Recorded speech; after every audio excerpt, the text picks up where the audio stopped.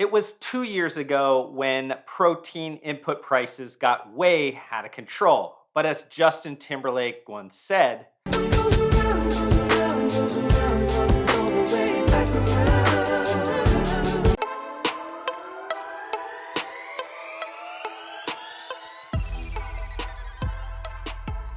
so back in April of this year, I shared this funny meme on Instagram that harkened back to the nostalgia around the Oregon Trail game us older millennials played growing up in elementary school when multimedia computers were first being introduced.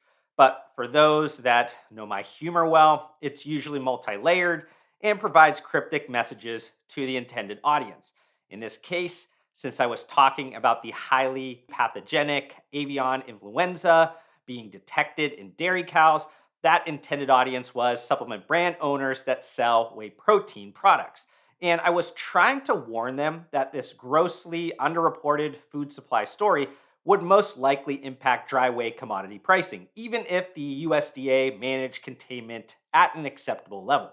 But before I share how that prediction played out and other relevant insights, let's start with some basic information on how dairy markets work, primarily because I'm fairly certain most of you are not commodity traders. The first thing you might notice when you look at agricultural commodity prices on the Chicago Mercantile Exchange or the CME is that dairy utilizes a milk classification system. This was a concept that was created almost a century ago to one, limit pricing volatility, and two, ensure plants are given consideration for usage of the products that they make. And for those that are curious, class 1 is the milk that we drink, class 2 is used to make soft dairy products like yogurt and ice cream, class 3 is used to make most types of cheese and whey, and then finally class 4 is butter and dry products like whole milk powder. Now, there's tons of nuanced formulaic details around how class 1 milk pricing is affected by the other more heavily processed classes, but just know the commodity trading system is, again, intended to ensure that high demand would be met and farmers would deal with less pricing volatility. And there's obviously some variance in dry whey and milk proteins as it gets processed down further into, say, 80% whey protein concentrate. But for the simplicity purposes within this content, I'll stay consistent with referencing the dry whey pricing. But with that baseline of knowledge, I want to share some details around the period that was referenced in that introductory statement. Starting in 2021 and slowing down in early Q2 of 2022, commodity markets resembled a joke we used to say growing up in Ohio that weather changes so drastically day to day or even intraday that you could see all four seasons in 1 week or kind of in one day.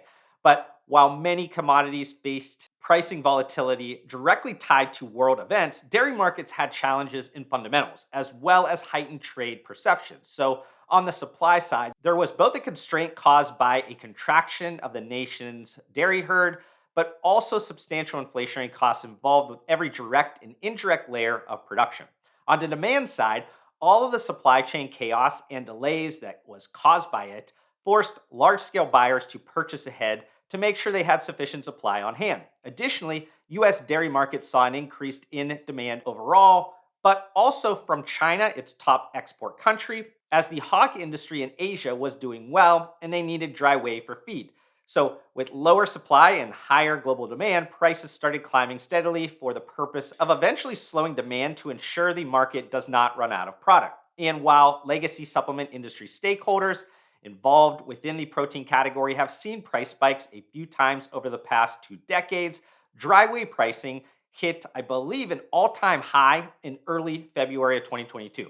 If you've been a subscriber to my YouTube channel for the last several years, you remember me drawing major attention to challenges being caused by rising protein input costs in my quarterly earnings breakdown videos of publicly traded companies like Bellring Brands that owns Premier Protein, Glambia that owns Optum Nutrition, and then Simply Good Foods company that owns both Atkins and Quest Nutrition. But then, as all markets usually do, higher demand and more lucrative pricing brings more commercialization activity. When we're talking about the supply side, that more commercialization activity comes in the form of capacity increases from either a shift in existing production facilities, improvements to existing facilities, or adding completely new facilities. That typically then restarts the cycle, flipping the market balance back to heavy supplies and pushing prices lower. Though it's important to remember that there's also a demand reaction that happens as price inflation occurs. Companies will find alternatives to dry whey and animal feed or product formulations, and consumers will stop buying or purchase less of those affordable luxuries that are no longer affordable anymore. But while the consumer demand is more agile when prices lower again, suppliers have higher switching costs, and it will take some time for them to switch back to dry whey again. And as a result of at least partly both capacity increases and lowering of demand from inflation, dry whey inventories reached a 5 year high in August of last year. Okay, that was kind of a whirlwind of information that likely had your head spinning like Beetlejuice.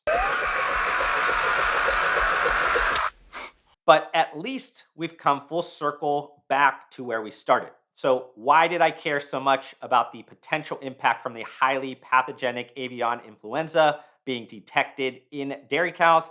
At the time, I had no idea if the virus would one, spread quickly across dairy cow herds, two, have high mortality rates, and three, cause meaningful reduction of milk production of those recovered dairy cows.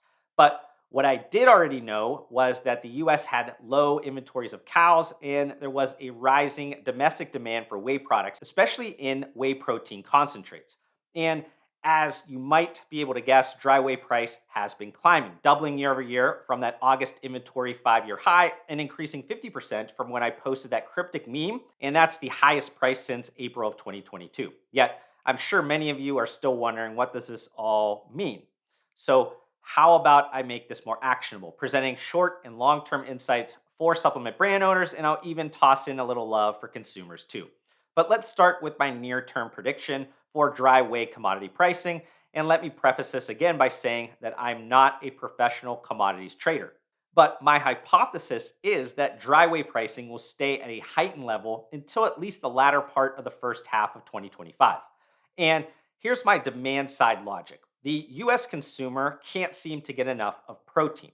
It's very likely that you notice that in addition to the ubiquitous protein bars or protein powders or protein shakes, protein is really going into anything and everything that's quick, easy, and accessible, thus penetrating more diverse food and beverage categories. That growing popularity of high protein everything is a significant factor. Additionally, I believe increased global buying from Canada, Japan, and China will occur, whether that's from similar proteinification consumer trends or with the hog industry in Asia bouncing back and needing more feed.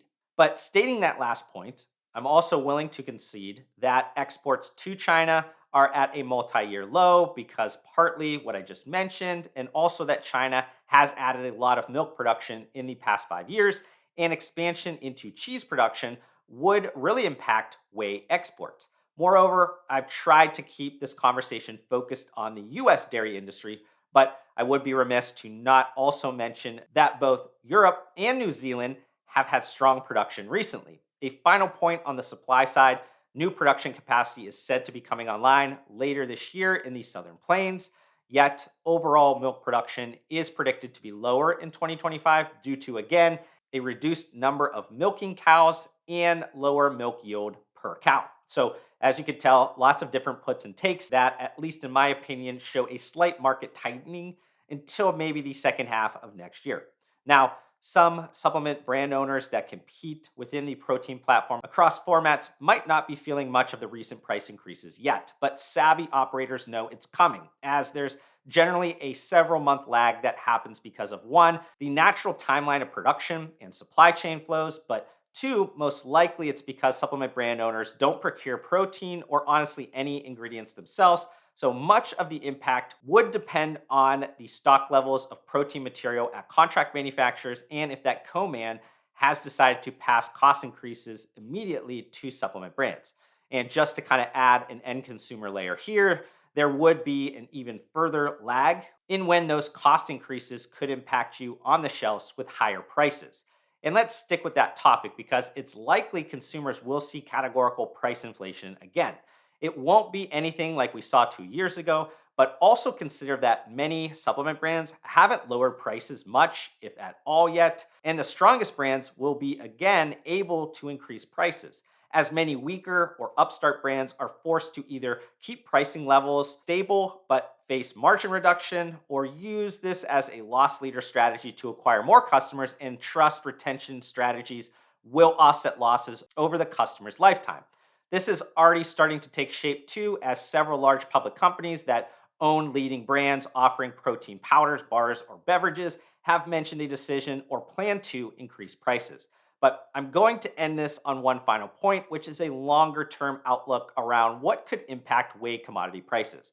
Each year, we're currently adding around 70 million new humans to the planet, which should really make your head spin if you attempt to grasp how farmers using only traditional agricultural methods will handle protein supply for this immense population proliferation. Yes, there's still a number of levers to pull that can increase global milk output and production, kind of quote unquote naturally. But eventually, food technology methods like precision fermentation and cellular agriculture will need to play a key role in meeting future protein demands. But I hope you enjoyed the first principles thinking that went into my latest YouTube video. If you did, can you do me a favor by hitting that like button? That quick and free action helps YouTube know my content is worth spreading to more people. Also, we're getting really close to reaching my next subscriber goal, and it would be great if you join me on this journey. But to do that, we need to fix the fact that slightly more than three-fourths of you that are watching this video right now are not subscribed to my YouTube channel, and that hurts my feelings. Regardless, I want to thank you for giving me some of your attention and time, and I'll see you on the next one.